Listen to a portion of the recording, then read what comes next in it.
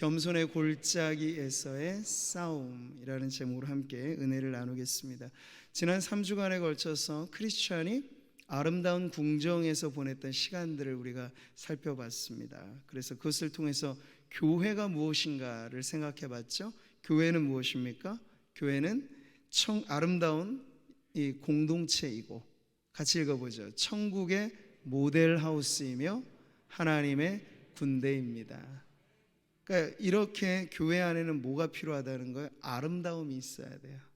그리고 교회에는 거룩함이 있어야 돼요. 그리고 교회에는 강인함이 있어야 돼요. 그래야 세상을 이기고 마귀를 이기고 또 죄를 이기고, 그렇게 교회가 성도들의 아름다운 보금자리로 든든히 서 있을 수 있겠죠. 자, 아름다운 궁정에서 이런 안식과 재충전을 갖고 나서 이제 크리스찬은 계속된 그의 여정을 이어가게 되는데, 집을 떠나자마자 이르는 곳이 아주 험난한 내리막길이었습니다. 철로역정의 페이지에 이런 글귀가 있는데 같이 한번 읽어보죠. 겸손의 골짜기로 내려가는 길은 미끄러지지 않고 가기가 아주 어려운 길이지요. 그래서 저희가 함께 가겠다고 나선 거랍니다. 신중히 말했다. 크리스천은 아주 조심조심 내려갔지만 결국 한두 번 미끄러지고 말았다. 아름다운 궁정을 나서서 계속된 그의 여정에는 내리막길, 바로 골짜기로 향하는 길인데, 그 골짜기의 이름이 겸손의 골짜기가 나오게 되는 거예요. 여기서 우리는 신앙생활에서 겸손이라고 하는 덕목이 다른 어떤 것과도 비교할 수 없이 매우 중요하다 하는 걸 배우는데요, 성경 곳곳에 겸손을 아주 중요하게 가르치거든요. 사람의 마음의 교만은 멸망의 선봉이요, 겸손은 존귀의 길잡이니라. 아멘. 인생의 몰락은 교만과 함께 옵니다. 근데 하나님 편에서 인생이 존귀하게 되는 건 겸손함으로부터 출발하는 거예요. 이렇게요. 하나님은 교만한 자를 물리치시고 겸손한 자에게 은혜를 주신다 하였느니라. 아멘. 은혜 받기 원하시죠? 은혜 받기 원하는 성도들에게 그러면 마음에 뭐가 필요하다고요? 겸손이 필요해요. 왜냐하면 우리 주님도 겸손한 분이시거든요. 예수님은 겸손의 왕이세요. 그래서 주님을 모시기에 최적화된 마음은 겸손한 마음이라는 거예요. 자, 성도들이 은혜를 누리는 비결, 바로 겸손에 있다는 것을 잊지 마시기를 바랍니다. 근데 사람의 마음 안에는요, 이 두 가지가 다 있잖아요. 겸손만 있는 게 아니라 교만도 있어요. 이 두 가지가 시소타기를 하는 것 같아요. 조금만 우리의 마음을 잘못 다스리면 교만의 무게가 확 들어져서 시소가 이렇게 바뀌어지게 되죠. 그렇기 때문에 겸손을 갖는다는 것, 겸손을 유지한다는 것, 이게 정말 쉽지 않은 문제입니다. 그렇기 때문에 우리는 사실 올 봄에도 저희가 훈련 사역에서 여러 가지 훈련들을 또 갖게 될 텐데, 신앙생활에 훈련이 필요한 까닭은 바로 겸손한 마음을 계속해서 유지하기 위해서인 것이죠.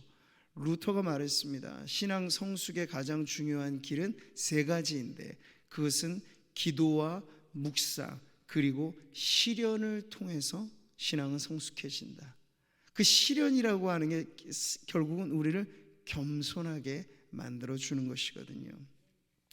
겸손이라고 하는 건 인생의 높은 봉우리에서 얻기는 쉽지 않습니다.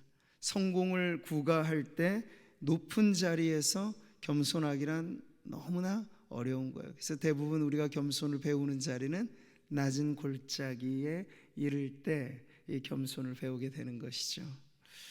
철로역정의 주인공 크리스찬은 미끄러지기 쉬운 골짜기에서 이 겸손을 배우게 되는 겁니다. 자, 이어지는 내용을 보시면 겸손의 골짜기에서 위험한 일을 당하는 장면으로 이어집니다. 오늘 우리가 읽은 본문의 말씀도 그렇죠.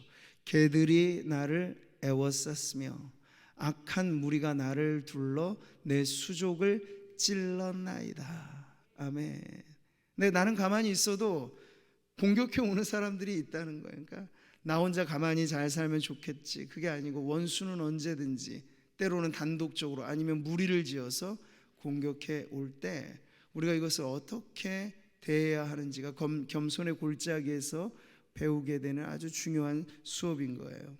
자, 크리스천이 흉악한 원수를 만나는 장면이 이렇게 쓰여져 있습니다. 같이 읽어보죠. 겸손의 골짜기에서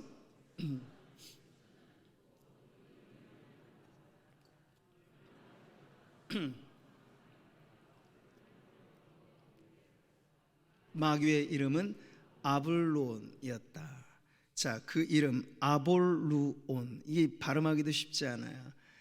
계시록 9장에 나와 있는 공식 명칭이죠. 그들에게 왕이 있으니 무저갱의 사자라.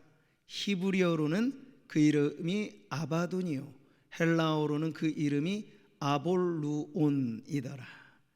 히브리어나 헬라어나 의미는 똑같아요. 파괴라는 뜻을 갖고 있어요. 자, 그래서 마귀의 본성이 무엇인가가 드러나죠. 마귀는 성도들의 믿음을 무너뜨리는 것을 목적을 가지고 성도들을 공격합니다. 근데 늘 무시무시하게만 등장하는 건 아니고 때로는 아주 교묘하게 유혹하듯 미혹하는 그런 방식들도 있죠. 자, 이런 아볼론과의 일대 만남을 통해서 크리스천 안에 내면의 갈등이 일어나요. 이거 도망갈까? 맞서서 싸워야 될까? 이 갈등이 생기게 되는 거죠. 근데 순간 깨닫게 되었어요. 아, 도망가면 내가 아름다운 궁전의 마지막 자리에서 무기고에서 전신갑주를 입었잖아요. 근데 그 전신갑주라는 게 뭐냐면 도망가는 군사에게는 아무런 효력이 없다는 걸 그가 깨달은 거예요. 여러분, 전신갑주가 한자로는 몸 전체를 두르는 갑옷을 말합니다. 전신갑주. 근데 여기서 나와 있는 의미대로 우리가 보게 되면 마귀를 두려워하지 않고 전면으로 맞서 싸울 때 유용한 전신갑주이기도 해요. 등을 돌리면 효력이 없어요. 앞전자를 써서 앞을 향하여 나아가는 용맹스러운 군사들에게 필요한 게 하나님의 전신갑주라, 이렇게 말할 수 있는 거죠. 그런즉 너희는 하나님께 복종할지어다. 마귀를 대적하라. 그리하면 너희를 피하리라. 아멘. 성도들에게 있어서 아주 분명한 건 하나님께는 무조건 복종하는 것이 복이 됩니다. 토를 달지 않고 묻지도 따지지도 말고 사실 하나님의 말씀에 아멘으로 순복하는 것, 이것이 복이 되는 거예요. 근데 마귀는요, 마귀에겐 절대로 무릎을 꿇어서는 안 돼요. 마귀는 대적해야 합니다. 언제나 밀어서 대적을 해야 되는 대상이 마귀라는 것도 여러분 잊지 마십시오. 자, 이렇게 해서 마귀의 아볼루온과 크리스천이 일대 격돌이 벌어집니다. 보면 필그림 하우스에 그 장면이 있는데요. 실제 가면 아마 실제로는 더 무시무시하게 표현이 되겠습니다만, 아무튼 상상할 수 있는 최대의 무시무시한 대상으로 저렇게 딱 만들어 놓았어요. 이 겸손의 골짜기에서 아볼론과 크리스천의 일대 격돌의 장면 말이죠. 그러니까 보기만 해도 섬뜩한 그러한 장면에서 크리스천이 왜 두려움을 느꼈는지를 우리는 이해할 수 있습니다. 자, 그럴 때 이제 마귀가 크리스천을 유혹하거나 그를 시험하는 그런 이야기들을 많이 주고받게 되는데요. 먼저 이런 말을 합니다. 이 세상에서 자기 백성이 도망가도록 가만히 놓아주는 왕은 어디에도 없다. 나는 절대 너를 놓아주지 않을 것이다. 단 내 통치와 품삯이 마음에 들지 않는다면 안심하고 돌아가도 좋다. 여력 닿는 대로 내 요구를 들어주겠다. 이게 지금 아볼론 마귀가 하는 말이에요.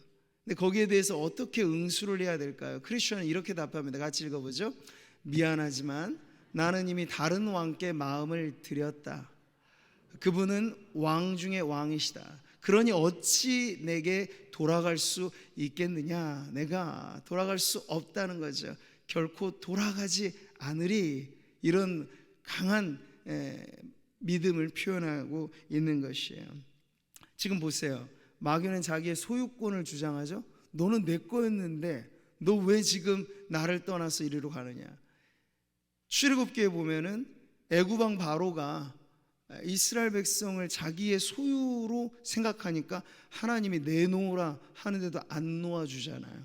지금 마귀도 그런 거예요. 왜냐하면 성경에 보니까 마귀가 공중의 권세 잡은 자로 이렇게 등장하거든요.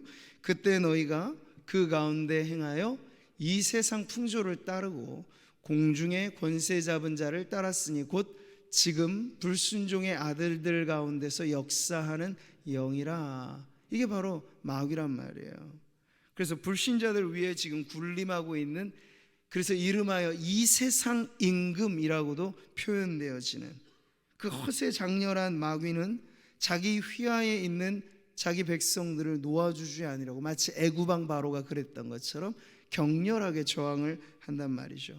근데 지금 크리스천으로 말하자면 이미 십자가 언덕을 지나 그 죄의 짐이 풀어지고 그 믿음으로 인하여서 철로 역정의 길을 가고 있는 그는 자신의 소유권은 더 이상 마귀에게 있지 않고 나는 하나님의 친백성이다 라고 하는 그런 강한 믿음을 가지고 이 마귀의 말에 넘어가지 않고 믿음으로 대적하고 있는 것이죠.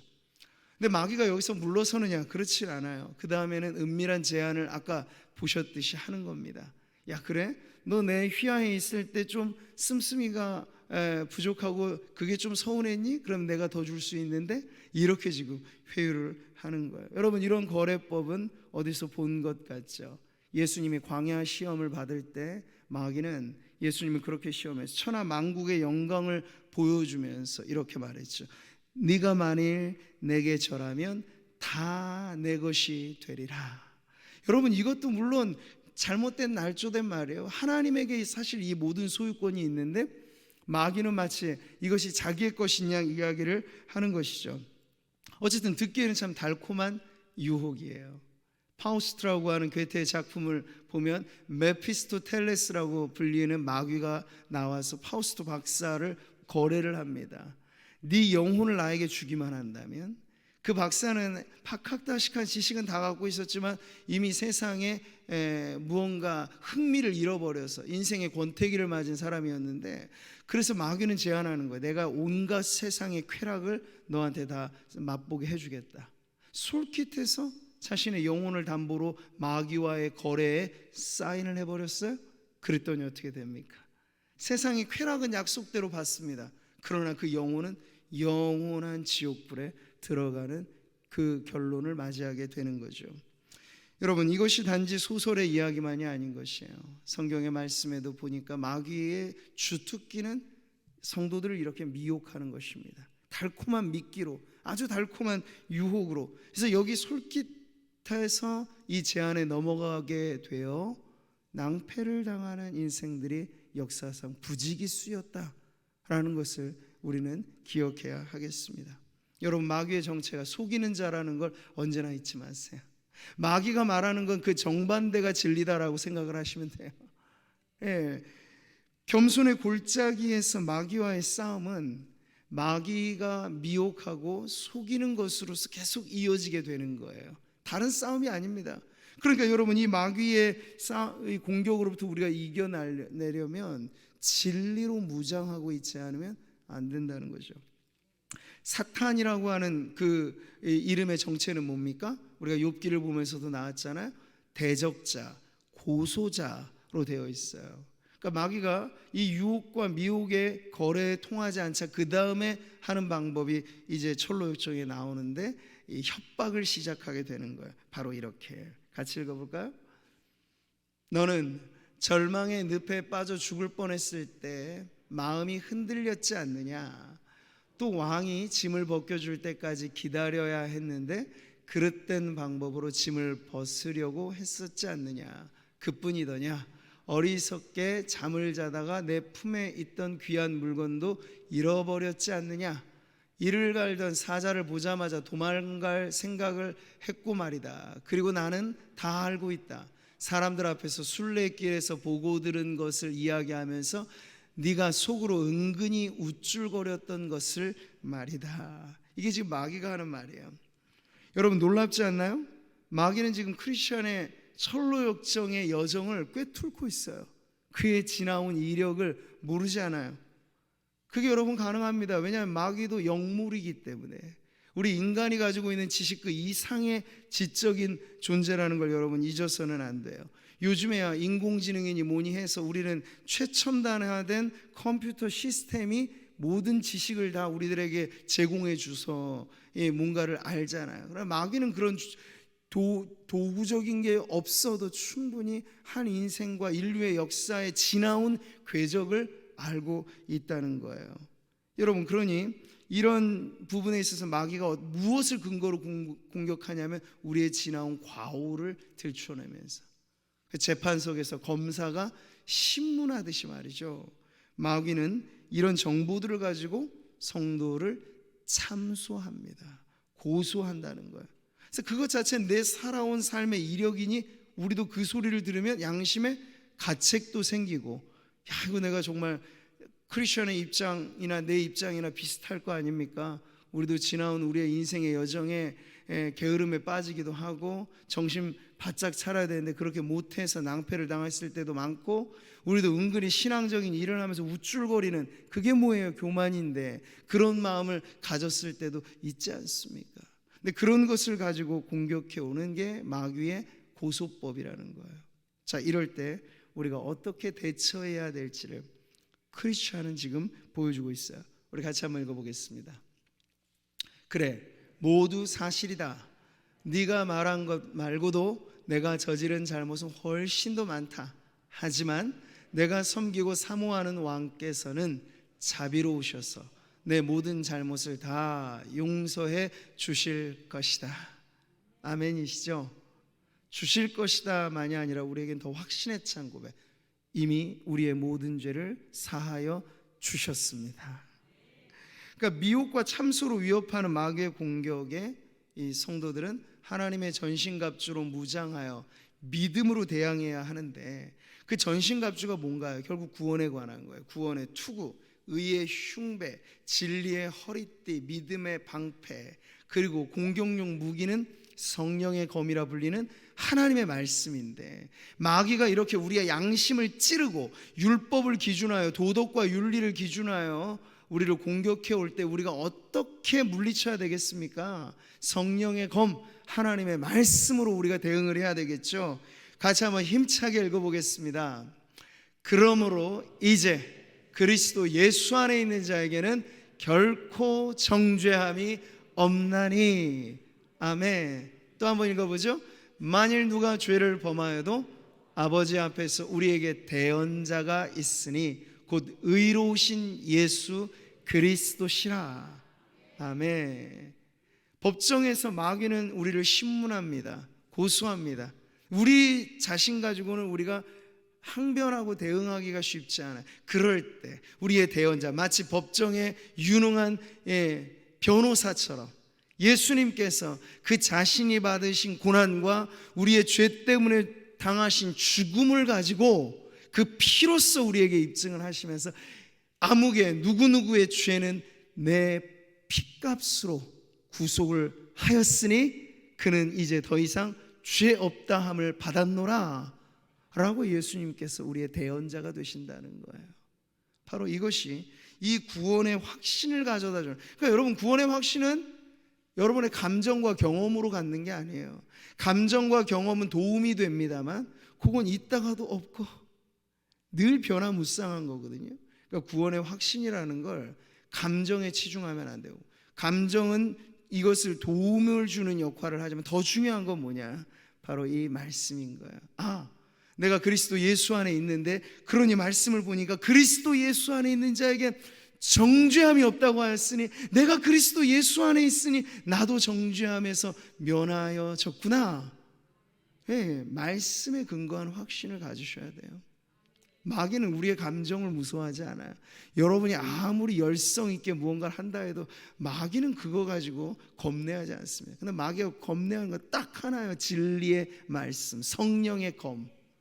여러분이 군사로서 총을 들고만 있을 뿐만 아니라 외형의 성경을 들고 있을 뿐만 아니라 이 성경의 말씀이 하나하나 총탄처럼 여러분 안에 비축이 되어 있어야 돼요. 그래서 이러한 상황에는 이런 말씀, 저러한 상황에 저런 말씀이 우리 안에 딱 실탄처럼 장전이 돼서 마귀가 공격하면 우리도 대응 사격을 해야 된다는 거죠. 성경을 폼으로 갖고 다니지 마십시오. 성경은 진리의 말씀이에요. 살아있는 말씀이에요. 생명의 말씀이에요. 마귀의 공격에 유일하게 대응하여 우리를 지켜줄 수 있는 그 말씀으로 여러분 무장한 군사가 되시기를 축복합니다. 그래서 오늘 한 해도 우리의 성경 읽기는 쭉 이어지는 거예요. 지난주에도 우리 고등부에서 얼마나 귀하게 여러분 아이들과 선생님이 합작품으로 성경 필사를 한 거 보셨죠? 개인으로 도전하셔도 되고, 목장을 개강했으니까 목장에서 한번 해보시면 어떨까요? 성경 읽기를 연달아서 하시거나 성경 쓰기를 전권이 당장이 어렵다면 한 책을 골라서 이번 학기엔 우리 마태복음을 한번 필사합시다 하면서 돌아가면서 분량을 정해서 하실 수 있어요. 그러니까 목장이 은혜롭고 그리고 안전한 곳이 되려면 언제나 목장의 중심에는 말씀이 있어야 됩니다. 목자들은 말씀으로 충만해야 합니다.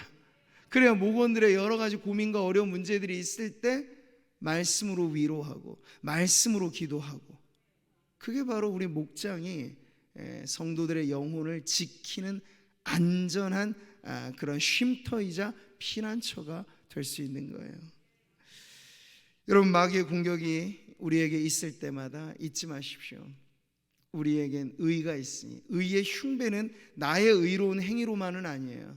바로 예수 그리스도의 흘리신 그 보혈, 예수의 피밖에 없네. 나의 의는 이것뿐, 예수의 피밖에 없네. 여러분, 세상에 생각해 보세요. 모든 어떤 장르든지 간에 피라고 하는 건 사실 두려움 아닌가? 피라고 하는 건 끔찍한 일 아닙니까? 살인 현장에 낭자한 그 피는 두려움을 느끼게 하잖아요. 그런데 오직 단 하나, 예수의 피는 두려움이 아니에요. 예수의 피는 우리의 소망이고 예수의 피는 우리의 능력이에요. 그 보혈의 공로에 의지할 때 성도들은 어떠한 마귀의 공격에도 그 겸손의 골짜기에서의 그 싸움에서 승리하게 될 줄 믿습니다. 자, 마지막 보세요. 승리하는 그리스도인으로 살아가는 길에 있어서 이제 겸손의 골짜기 아볼론과의 싸움에서 마지막 총공격을 해옵니다. 그때 크리스천도 상처를 입고 거의 쓰러져서 위기일발의 그런 상황이었는데, 그 순간 오늘 시편의 말씀과 같이 그는 하나님의 도움을 요청하는 거예요. 여호와여, 멀리하지 마옵소서. 나의 힘이시여 속히 나를 도우소서. 내 생명을 칼에서 건지시며 내 유일한 것을 개의 세력에서 구하소서. 나를 사자의 입에서 구하소서.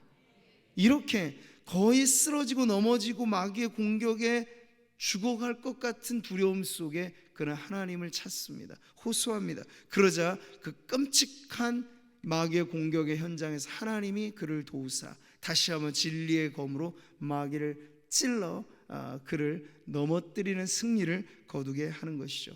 존 버년이 이 장면을 쓰면서 마치 그 자신도 현장에 있었다는 듯이 아주 끔찍하게 소스라치게 놀랄만하다, 그렇게 기록을 하고 있는데, 그런 표현을 한 이유는 뭘까요?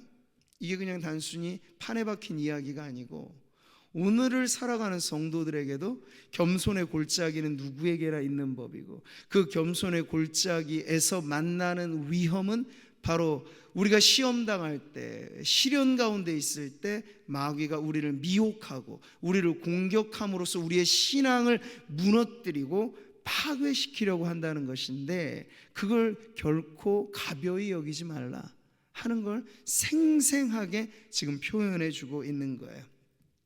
손자의 병법에도 나오듯 지피지기면 백전불태라고 하는 건 영적 전투에도 적용되어지는 교훈이라고 할 수 있겠습니다. 적을 알아야 돼요. 마귀의 존재가 무엇인지. 그러니까 마귀와 협상하려 하지 마십시오. 마귀는 우리의 영혼을 담보로 거래를 시도하는 겁니다. 그가 제법 줄만한 것도 세상에 속한 것들이 있어요. 명예가 있겠고 돈이 있겠고 권력이 있을 수 있어요. 근데 여러분, 거기에 꿈뻑 넘어서 마귀에 엎드려지게 되면 우리의 영혼은 보장되지 않는다는 걸 잊어서는 안 될 것입니다. 적을 알아야 됩니다. 그는 참소자요 고소자로 우리의 행한 바 지난날의 과오를 가지고 언제나 우리의 양심을 찌르고 마치 고소하듯 그렇게 공격해 올 거란 말이죠. 그럴 때 나를 안다는 건 뭔가요?